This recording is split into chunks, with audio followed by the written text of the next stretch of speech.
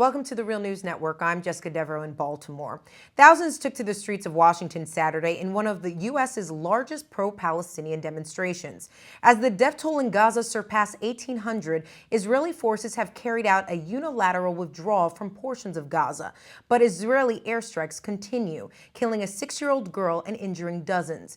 Meanwhile, the United Nations, along with the United States, has condemned what has become the 7th Israeli strike on a UN school being used as a shelter, this time killing 7 people.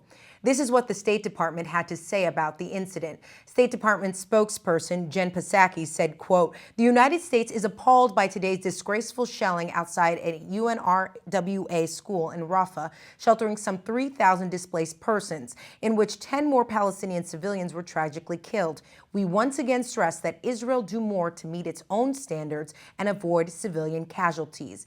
But even as the U.S. steps up its criticism of Israel for killing civilians in Gaza, new documents provided by NSA whistleblower Edward Snowden bring to light the complicity of the U.S. government in Israeli military actions. Glenn Greenwald writes in The Intercept, quote, "The new Snowden documents illustrate a crucial fact. Israeli aggression would be impossible without the constant, lavish support and protection of the United States government, which is anything but a neutral peace brokering party in these attacks. And the relationship between the NSA and its partners on the one hand and the Israeli spying agency on the other is at the center of that enabling."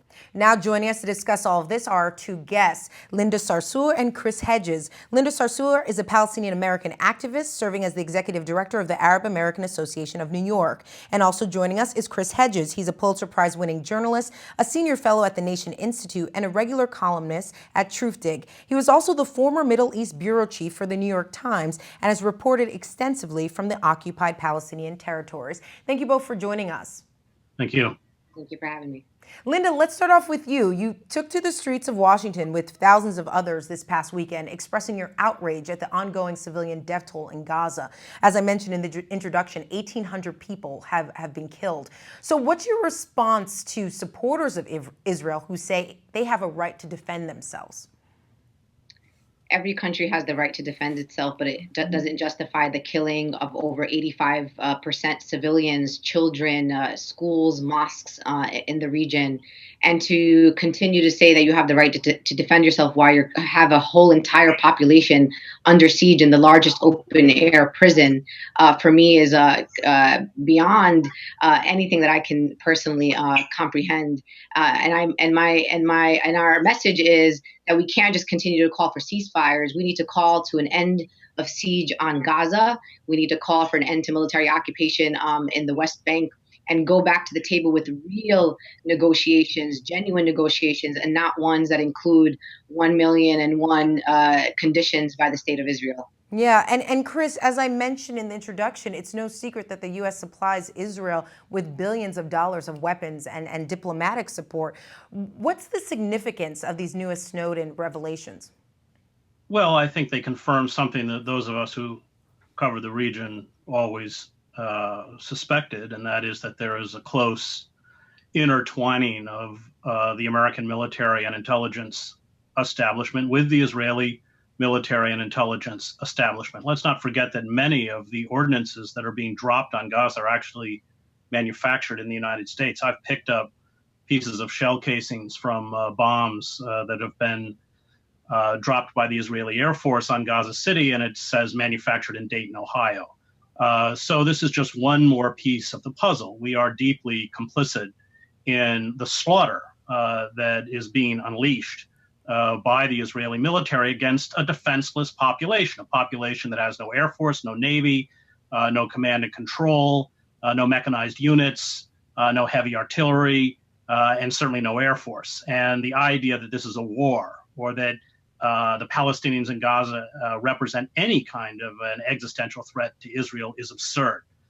Under the UN Charter, Article 51, a group of people that are attacked like this and that appeal to the outside world for help, and when that help is not forthcoming, have a right to defend themselves. I'm not excusing the indiscriminate rocket fire that is unleashed on Israel. That is a war crime, but it in no way compares to the war crimes that are being carried out against the Palestinian people by the Israeli military, who fatuously talk about defending themselves. This is absurd. And use terms like war, which is also absurd. There's only one word for what's happening in Gaza, and that's called murder.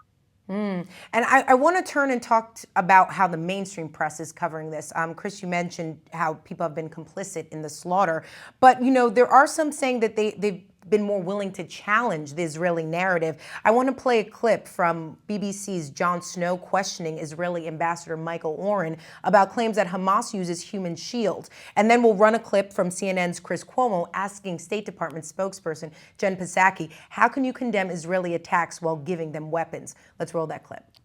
I was on the streets of Gaza last week for several days.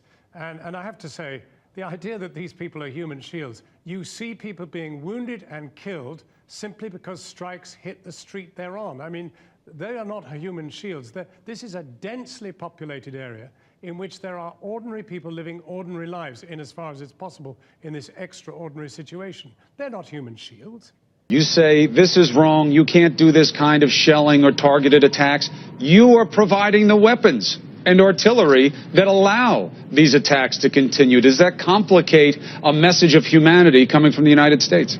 Well, Chris, let me first say that it's no secret to anyone in the world that the United States and Israel have a strong security relationship, and that includes providing them with equipment and supplies when it's needed. That's been ongoing. We also do an enormous amount of funding for the Iron Dome. We work with them and with their military. But that does not change the fact that when you have a situation where innocent civilians are killed in Gaza, there's more that Israel can do to hold themselves to their own standards. And the United States, of all countries, has experienced this in places like Afghanistan. We're saying they need to hold themselves to their own standards and do more here in Gaza. So, Chris, we just saw those clips. What's your take? What's your response to that?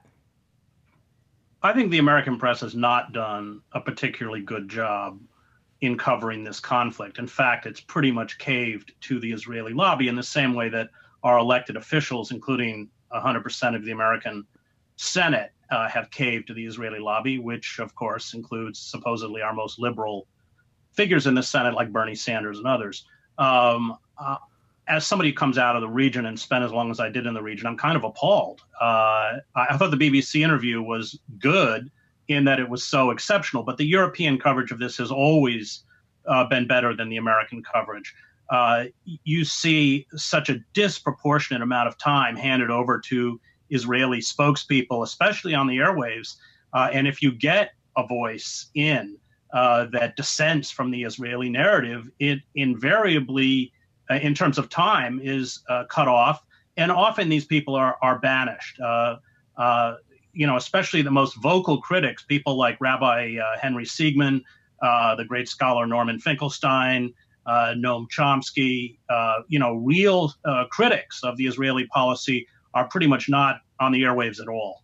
Linda, I want to get your take. What about Palestinian voices? Do you think the mainstream media has done a good job at representing their voice?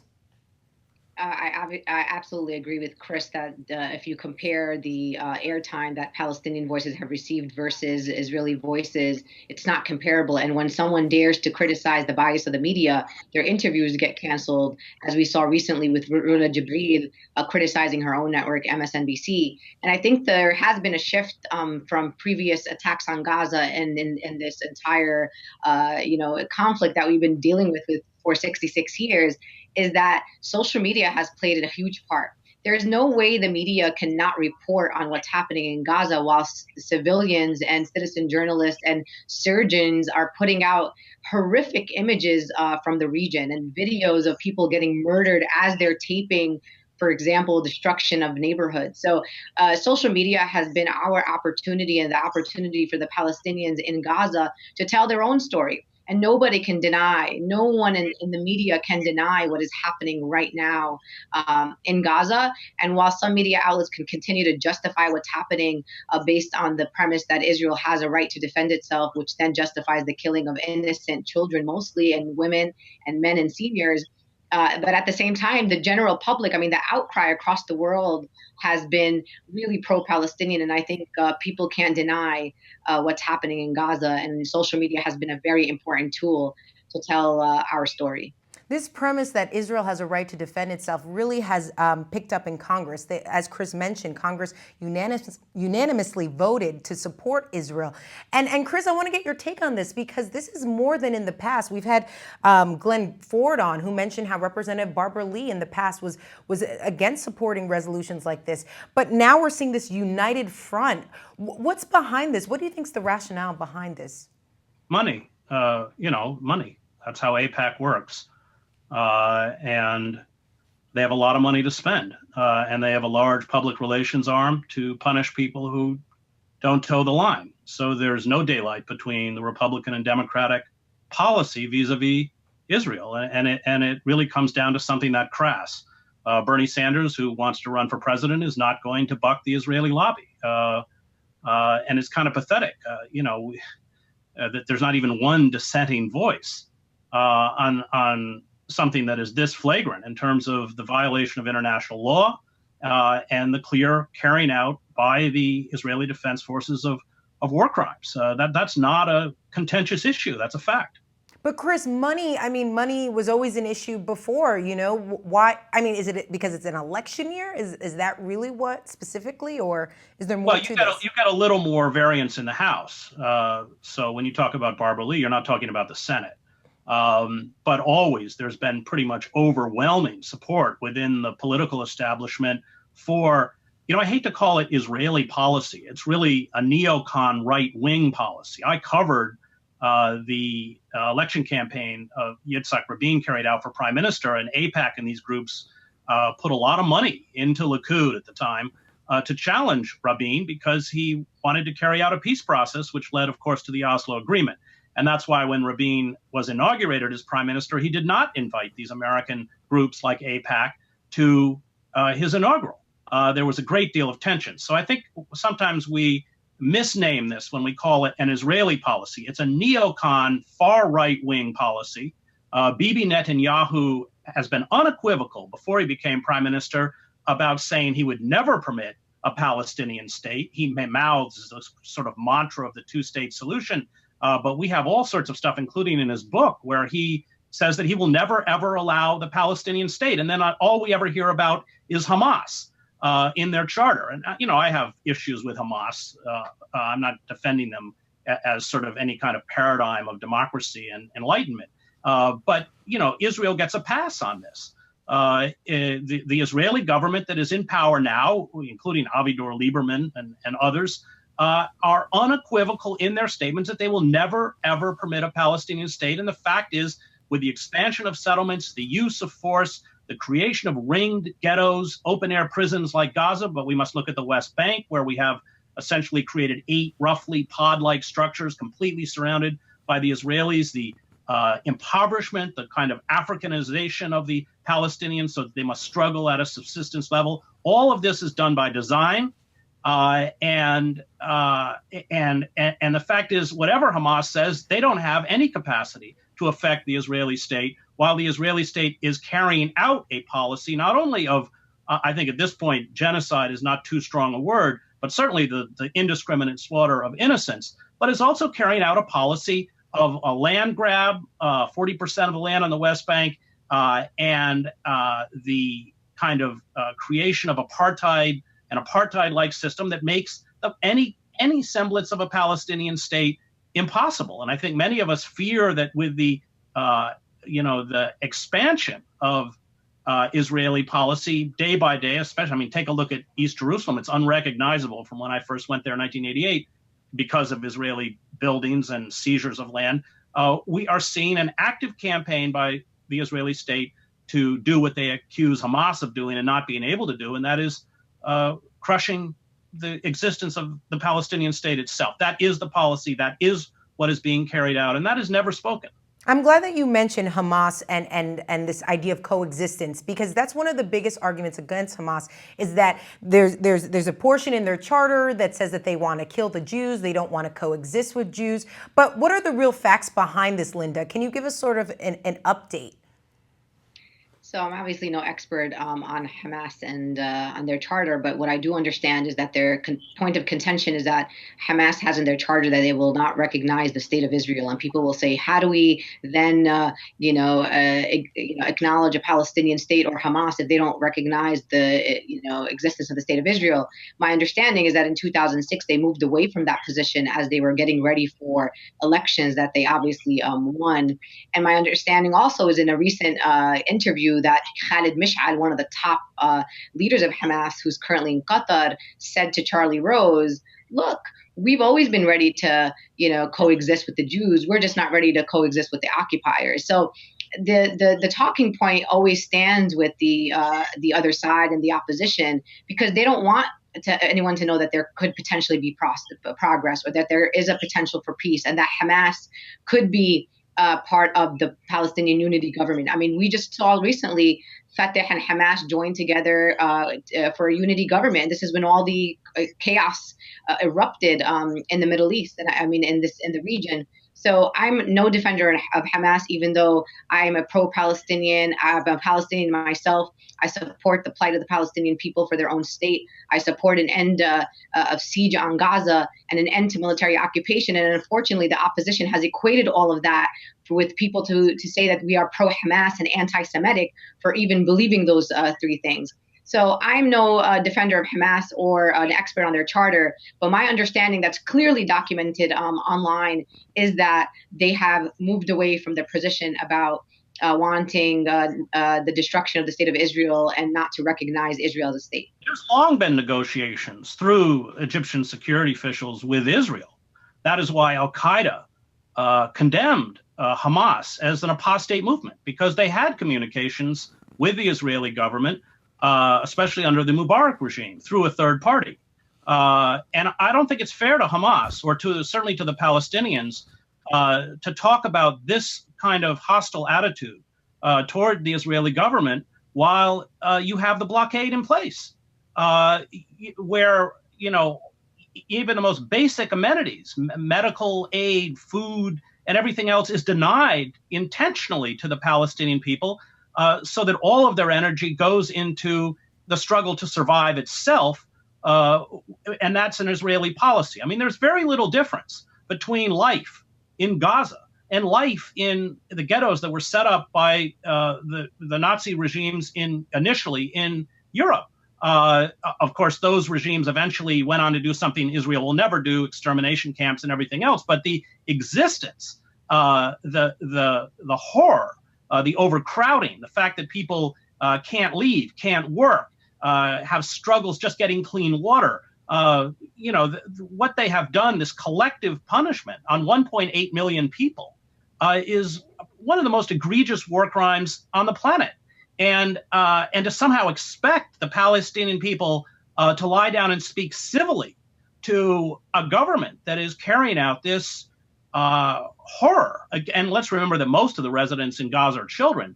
I think it's just not fair. I don't think it's fair to the Palestinians, and I finally don't even think it's fair to Hamas. All right. Just finally, really quickly, I want to get both your takes on this issue. You rarely hear the mainstream media talk about the root causes of this conflict. And Hamas and the Arab world has offered Israel peace if they withdraw to the 1967 borders. Why is this never discussed in the mainstream, and why is it so critical to achieving peace? I'll ask you first, Linda.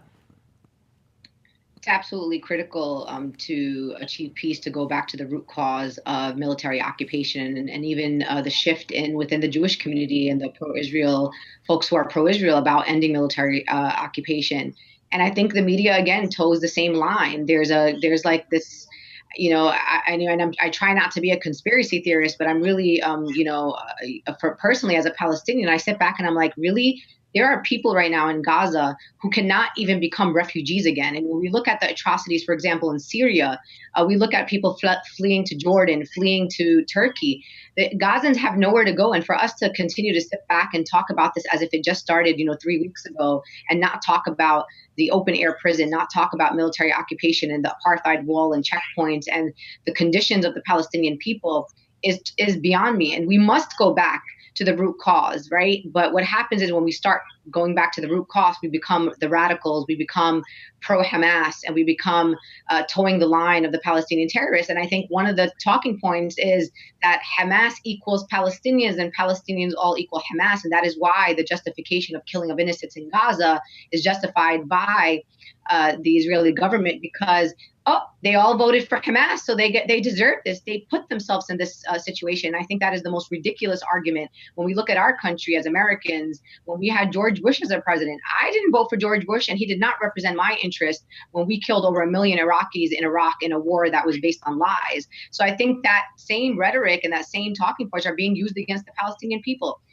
50% of the population of Gaza is under the age of 14. These young people are not eligible to vote.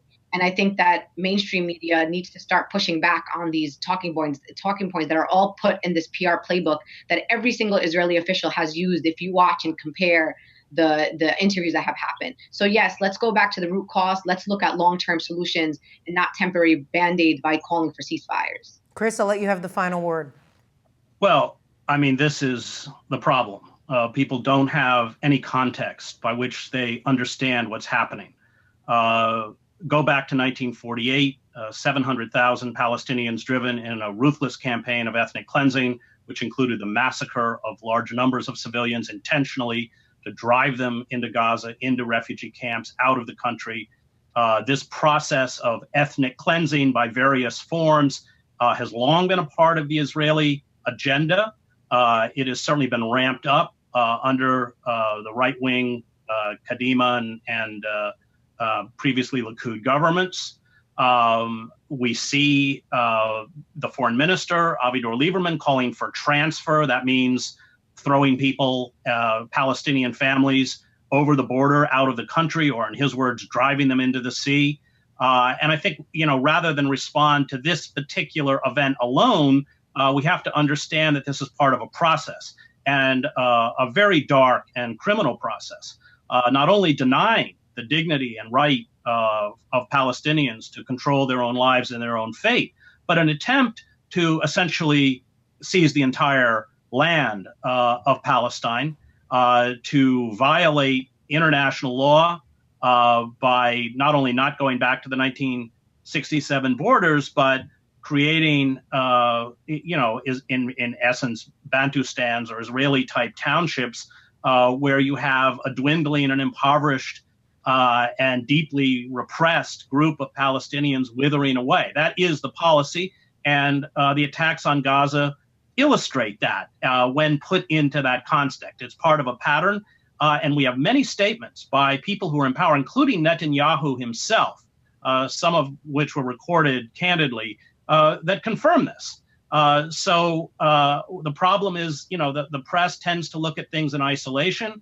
Americans are not good in terms of historical knowledge and putting issues in context. And when you don't put things in context, you can't understand what's happening. You can understand the horror of the moment, but you don't finally understand what it means. And the press, the press has done a bad job, but it's not in the end the job of the press to do it. One has to have a sense of history in order to make rational judgments about what's happening anywhere in the world, and the Israel-Palestine conflict is no exception to that. All right, Chris Hedges and Linda Sarsour, thank you both for joining us. Thank you. And thank you for joining us on the Real News Network.